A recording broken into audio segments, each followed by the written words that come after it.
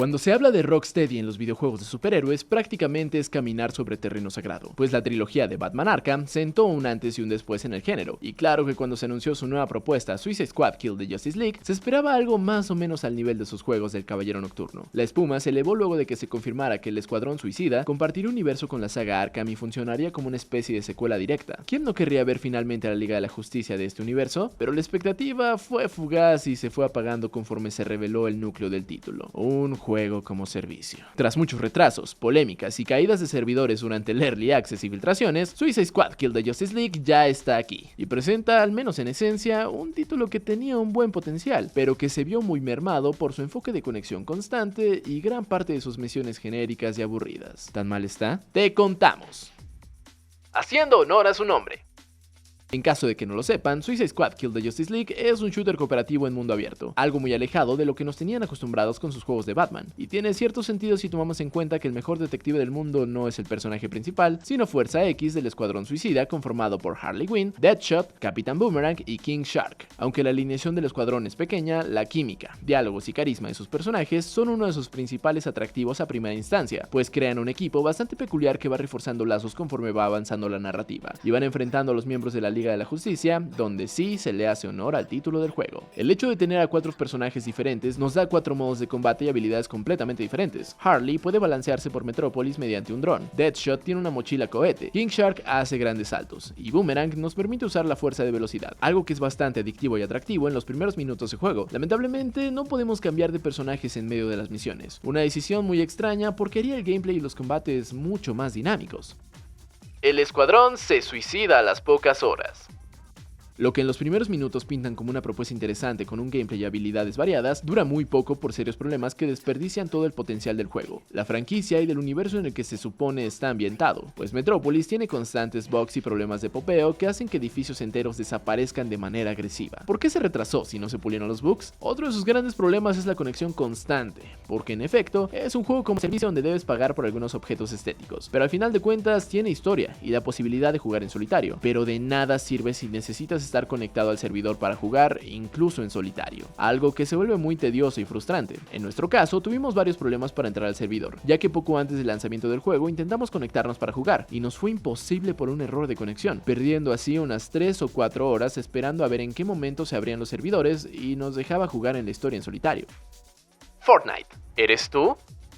En lo que respecta a la mecánica de shooter, no hay más que decir. Claramente el título se inspira en uno de los juegos de servicio más exitosos de los últimos años, Fortnite, pues tenemos un looteo de munición y elementos que parecen calcado de la propuesta de Epic, un esquema de escudo muy similar, y ni se diga de los gestos de victoria, que intentan verse igual de cool y divertidos que el popular Battle Royale. Ese intento de replicar Fortnite también se ve en el hub del juego, y es de las cosas más incómodas que hemos visto en mucho tiempo dentro de la industria. Siempre verás el daño hecho a los soldados de Brainiac, pero las cifras son tan grandes que llegan a invadir toda la pantalla literalmente.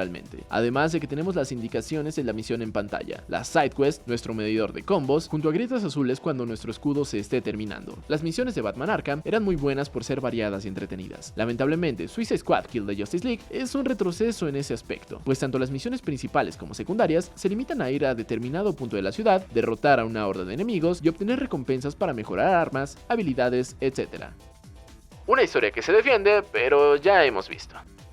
El hecho de derrotar a la Liga de la Justicia controlada por Brainiac a partir de un equipo conformado por perdedores sería bastante atractiva si estuviéramos en el 2013 cuando comenzó la moda de Superman malvado a partir de Injustice. Más bien parece que alguien en Warner pidió jugarle a la segura con ese concepto, pero ahora enfocado en casi toda la liga porque funcionó hace más de una década. Pese a lo quemado del concepto, la historia se las arregla para que el Escuadrón Suicida pueda derrotar a los miembros de la liga y encuentra la manera de ofrecer al menos explicaciones lógicas al cómo una serie de villanos con armas pueden hacerle frente a Batman, Superman, Flash y Linterna Verde para un posterior combate con Brainiac.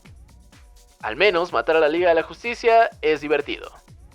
Los combates contra la liga son de lo mejor del juego, pues ofrecen un dinamismo entre tanta misión espejo y te obligan a gestionar recursos y crear una estrategia para vencer a cada héroe a partir de su poder. Es decir que con Flash tendremos que encontrar una forma de frenar su fuerza de velocidad o usar kriptonita especial para encarar a Superman. Lamentablemente para llegar a esos buenos combates hay que sufrir de un buen número de misiones genéricas en donde solo puedes ir de un punto A a un punto B, derrotar a la horda y obtener recursos. Para hacer eso en el pastel, la narrativa se las arregla para dejarnos una pista de lo que vendrá en un futuro. Y sí, ese será el eje conductor de que el juego tenga al menos 4 temporadas en este 2024 con la adición a nuevos personajes, siendo el primero Joker, que se había anunciado desde hace varias semanas. Al final, Suicide Squad Kill the Justice League se siente como un monstruo de Frankenstein, donde alguien de traje en Warner Bros. Le pidió al estudio detrás de Batman Arkham una especie de secuela, pero que pudiera funcionar con varias temporadas y mecánicas al estilo Fortnite con una historia similar a la de Injustice, porque eso funcionó en el pasado, dando como resultado una falta de respeto total a los personajes de Escuadrón Suicida y manchando terriblemente el legado de la saga Batman Arkham.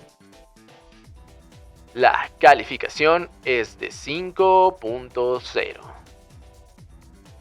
Suicide Squad Kill the Justice League es un mal pastiche de buenas ideas e intenciones que se ven eclipsadas por la ambición de Warner por hacer una mina de oro en los juegos como servicio, con sus misiones genéricas y repetitivas, mala optimización, constantes bugs y la necesidad de estar conectado siempre. La nueva propuesta del Arkhamverse se convierte en el primer descalabro del año y un título que mancha terriblemente el legado de Rocksteady y su excelente trabajo.